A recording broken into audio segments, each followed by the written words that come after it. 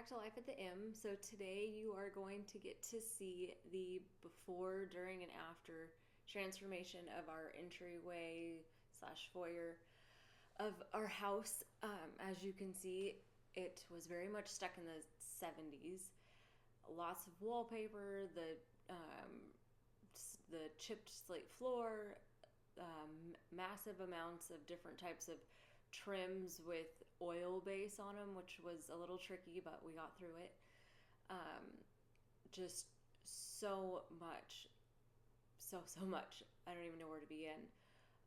So we obviously demoed this space, the popcorn ceiling, the cloud carpet.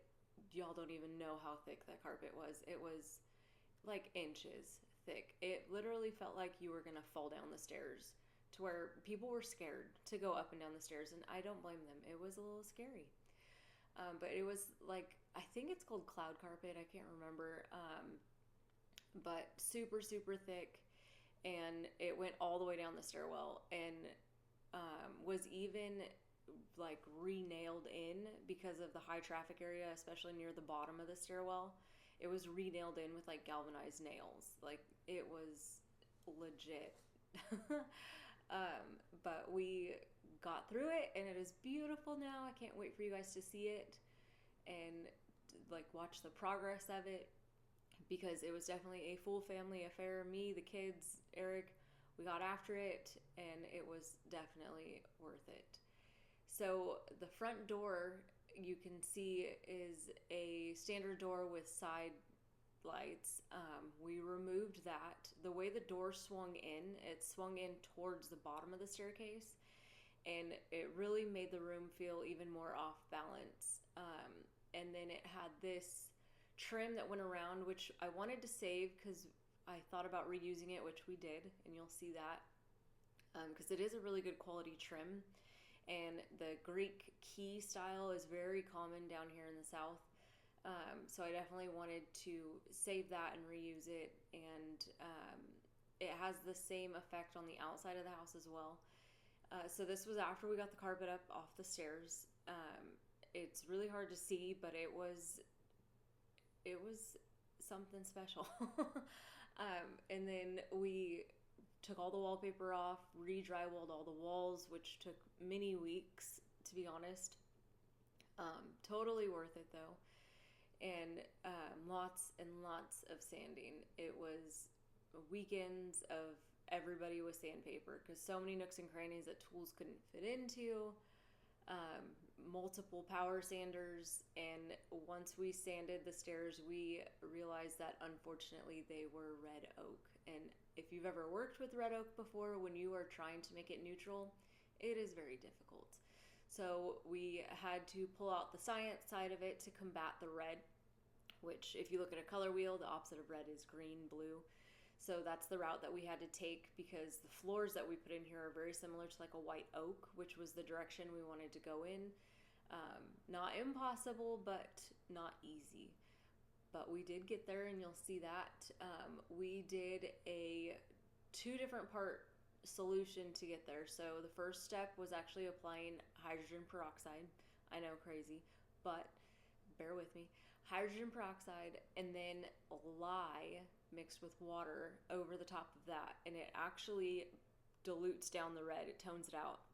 As you can see, it is very much a neutral base now at this point. We did have to do 2 sets of that with a few hours of drying time in between. And then, because when you go to stain it and then you put on your clear, that clear is going to also want to draw red. So you almost have to over combat it, so that way once it does do its thing, it balances back to what you want. So this was the process with the peroxide and the lye. And then for the stain, we went with a transparent sage, with a little bit of provincial mixed in to have a little bit of richness in it, because the sage, even though it was translucent or transparent, it still had a very much like chalky green hue to it. So we needed to combat that just a tiny bit. So it was very much a custom until we liked it. Blending, like I said, a little bit of a science experiment. But we got as close as we were going to be able to get with having red oak. If you're going dark, it really doesn't matter if it's red oak or not, because it's going dark. But going light like we did, and we've learned from in the past at our old house we had red oak, and not having the time to do what we want with it, it wasn't always what I wanted. So with this, we wanted to make sure we took our time, got it right, especially since this is a grand entrance when you walk in the front door. So this was in the midst of the coats. I think this was in between 1 and 2, so you can see the color difference of it pulling. And then the other frustrating part with this was that the handrail on the upper balcony level and going up the stairs was actually like 3 or 4 different species of wood. It wasn't just red oak. It was red oak, it was pine, it was regular oak. So that was definitely hard to try to blend it, but I think we did a good job, and I like it. And at the end of the day, we love it, and that's all that matters.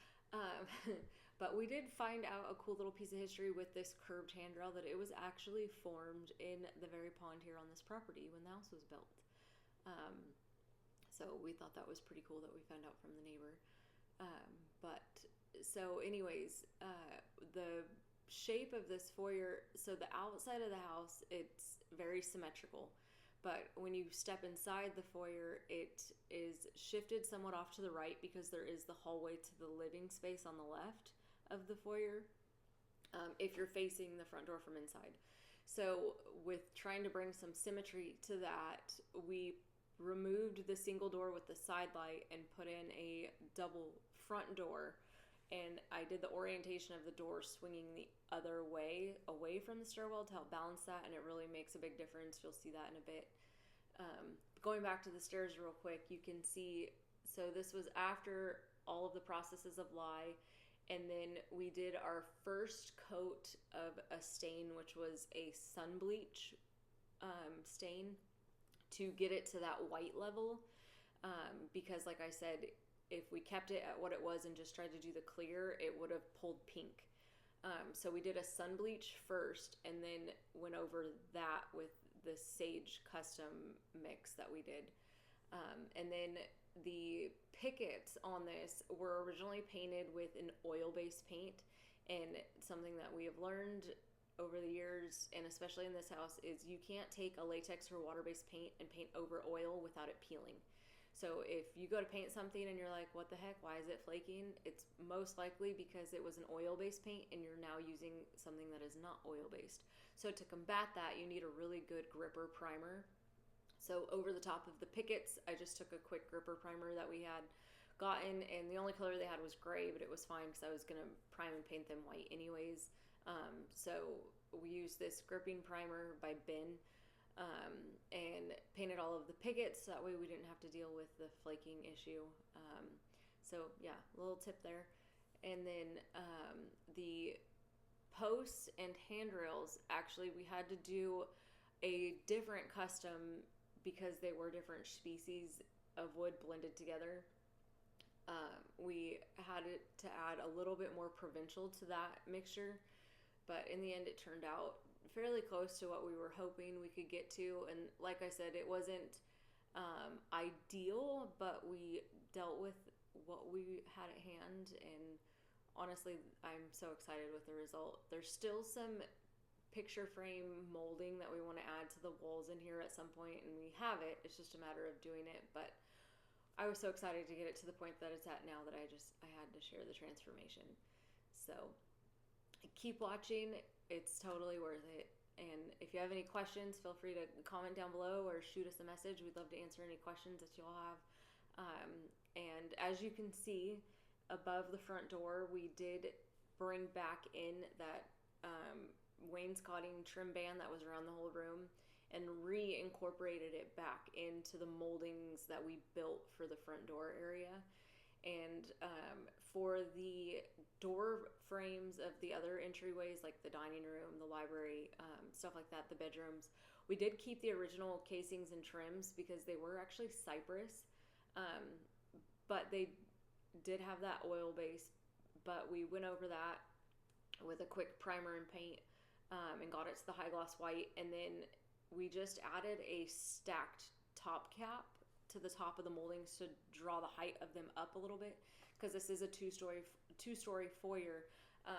The trims and casings on the door just weren't to the proper height of what they needed to be for this space.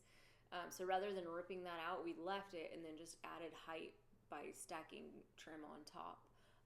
That's a really easy and affordable way to add more depth and dimension when you need to add more. It's just pine that is ripped down to different sizes, and it's all the same style. It's just different sizes depending on the doors. But so that's what we did with that. And then on the stairs for the top coat, it is just 2 or 3, I think it was 3 coats by the time we were done, of this Bona water-based sealer, and it's a clear and it's like a semi-gloss.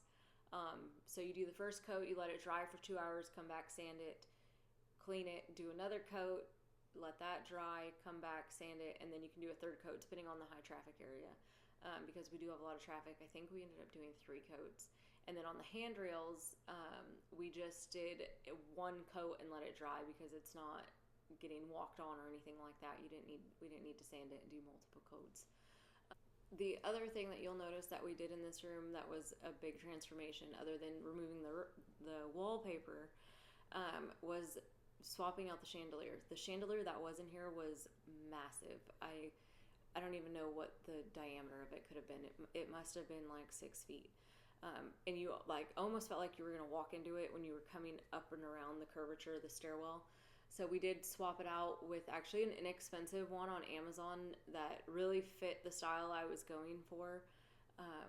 And I really love how it turned out. It's really elegant. But yeah, so we do have future plans for a little bit more trim detail in here. You can see in the inside curve of the bottom, we added some there. And probably over the next couple of weeks, we'll probably be putting that up. But like I said, the transformation, we love it. I can't wait to get a Christmas tree in here and get this decorated for the holidays. It's going to be so pretty with the garland. I'm so excited. But if you've hung around this long with my chatty self, I really appreciate it, and I hope you guys have enjoyed seeing the transformation of this and watching all of our other videos. There's so much more to come, and especially on the outside of this room, I'm so excited to show you guys that. But here's how it all turned out. The custom base that we did, the designs that I came up with that Eric was able to implement. It's just all really coming together. We're so thankful for the God-given talents that we have, and just his discernment and wisdom with all of it, because without God this is not possible. But we really love how it turned out, and we are so excited to share it with friends and family, and for it to greet everybody when they walk in our house. So thanks guys for sticking around this long, and I hope you enjoyed it, and I will see you all next time. Bye.